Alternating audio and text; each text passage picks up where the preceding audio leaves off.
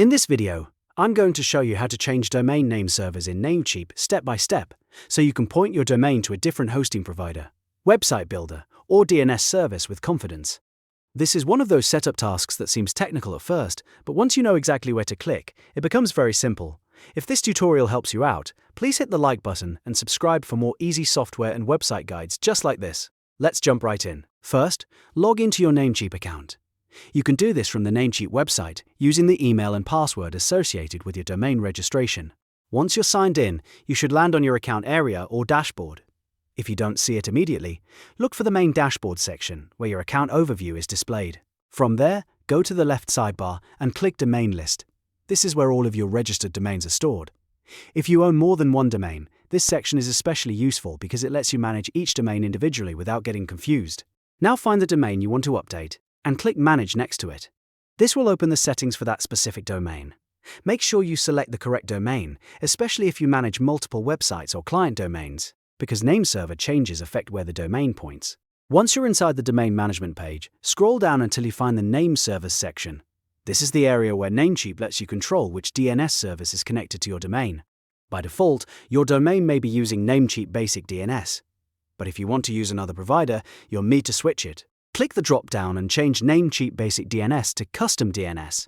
This tells Namecheap that you want to manually enter your own nameservers instead of using Namecheap's default DNS settings.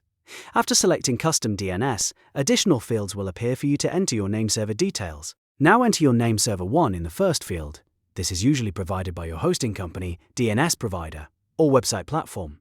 Make sure you type it exactly as given, because even a small typo can prevent your domain from connecting properly. Next, enter your nameserver 2 in the second field.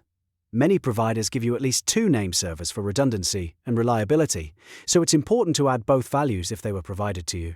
If your provider gave you more than 2, you may need to add additional entries depending on the setup. But for most users, Nameserver 1 and Nameserver 2 are the main ones. Before saving, take one quick moment to double-check everything.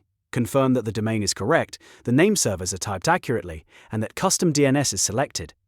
This small step can save you a lot of trouble later and help avoid delays in your domain connection. When everything looks right, click the green check mark to save the changes. Namecheap will then update the domain's nameserver settings. At this point, the changes are not usually instant across the entire internet, so don't worry if you don't see the new setup working immediately. Now comes the final part, and this is very important. Wait for the nameserver changes to propagate. Propagation can take some time because DNS updates need to spread across servers worldwide. In some cases it may happen fairly quickly, but in other cases it can take several hours or even up to 24 to 48 hours to fully update everywhere. While you're waiting, avoid making unnecessary changes unless your provider tells you otherwise. If your website or email doesn't update right away, that's often completely normal during the propagation period. You can check back later or use a DNS lookup tool to confirm whether the new nameservers are active. And that's it. You've now learned how to change domain name servers in Namecheap. Once the propagation finishes, your domain should start pointing to the new DNS destination you selected. If you found this tutorial helpful, please give it a like, subscribe for more step-by-step tech videos, and leave a comment if you want help with other Namecheap or domain setup tasks. Thanks for watching, and I'll see you in the next one.